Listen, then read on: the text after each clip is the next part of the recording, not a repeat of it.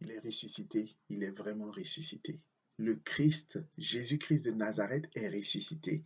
Il est vraiment ressuscité, il est vivant. Ce n'est pas juste un fait historique, il est vivant aujourd'hui. En ce jour du mercredi 7 avril 2021, Jésus-Christ est vivant. Il est vivant. Bien-aimés frères et sœurs, accueille cette nouvelle de la résurrection.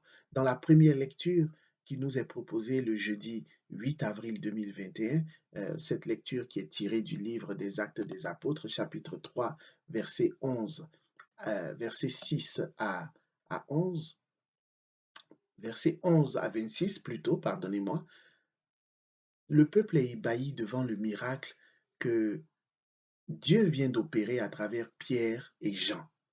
L'infirme est guéri.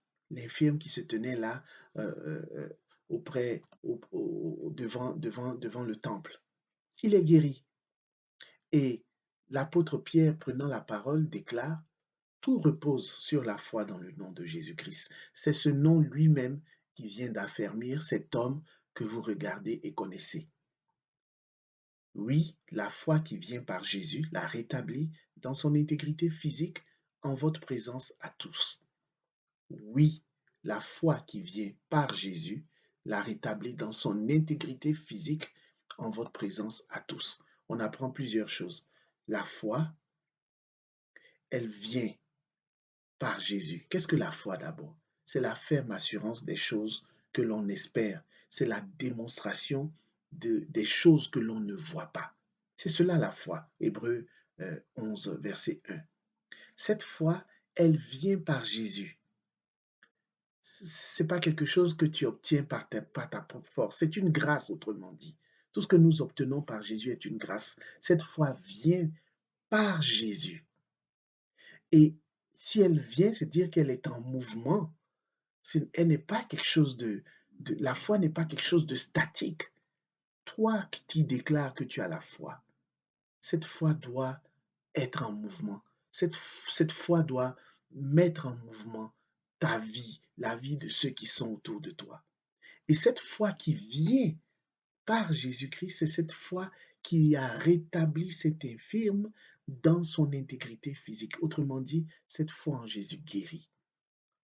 Elle ne guérit pas seulement le corps, elle guérit aussi l'âme et l'esprit.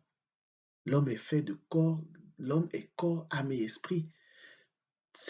Ton intégrité morale peut-être a été blessée parce que tu marches dans le péché, parce que les vices sont dans ta vie, ton cœur est rempli de vices, par exemple. Mais ce n'est pas seulement ton intégrité physique que la foi guérit, mais cette foi aussi guérit ton intégrité morale, ton intégrité psychique, psychologique, si tu le veux. Peut-être tu as du mal à pardonner à quelqu'un qui t'a vraiment blessé, qui t'a sérieusement blessé. Que le Seigneur te donne cette grâce, mais par ta foi, si tu crois que Dieu peut te guérir de peut guérir cette blessure morale que tu subis, que tu vis depuis des années, Jésus te guérira. Cette foi qui vient, cette foi active, cette foi en toi, et Jésus va te guérir. Car la foi n'est pas statique, elle vient, elle est en mouvement. Bien-aimé, elle bouge, elle bouge, elle bouge, elle est en mouvement. Elle fait bouger. Ce qui était statique dans ta vie va devenir, va être en mouvement, va devenir vivant. Elle change ton cœur de pierre en cœur de chair. La foi en Jésus, elle vient, elle est en mouvement, bien-aimés frères et sœurs dans le Seigneur. Et c'est cette foi-là, l'apôtre Pierre le dit, qui a guéri cet infirme, qui l'a guéri, qui l'a rétabli dans son intégrité physique. Et quand nous lisons le psaume, ce très beau psaume 8 qui est proposé dans le jeudi 8 avril, avoir ton ciel, ouvrage de tes doigts, la lune et les étoiles que tu fixas. Qu'est-ce que l'homme pour que tu penses à lui? Le fils d'un homme que tu en prennes soin. Le psalmiste comprend pas.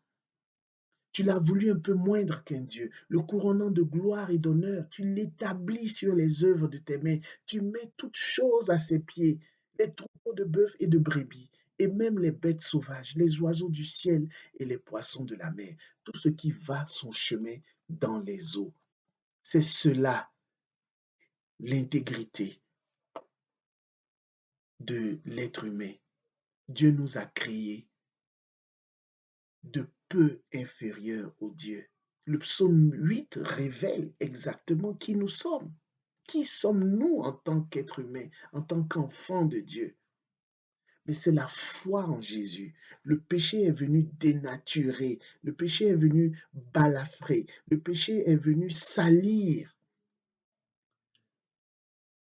cette créature que nous sommes, la création de Dieu qui a été faite à l'image et à la ressemblance de Dieu. Le péché est venu la balafrer. Oui, nous sommes balafrés par le péché. Nous sommes souillés, salis par le péché. Mais la foi en Jésus-Christ de Nazareth nous rétablit dans notre dignité d'enfant de Dieu, dans ce que nous sommes réellement.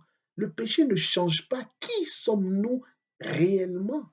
Qui sommes-nous foncièrement? C'est la foi en Jésus-Christ qui nous rétablit, qui rétablit notre intégrité physique, notre intégrité morale, qui nous redonne, qui rétablit, qui restaure notre dignité d'enfant de Dieu. Bien-aimé, cultive ta foi en Jésus. Nourris ta foi en Jésus. La foi vient de ce que l'on entend et ce que l'on entend vient de la parole de Dieu, nous dit la Sainte Écriture. Au nom du Père et du Fils et du Saint-Esprit, ainsi soit-il.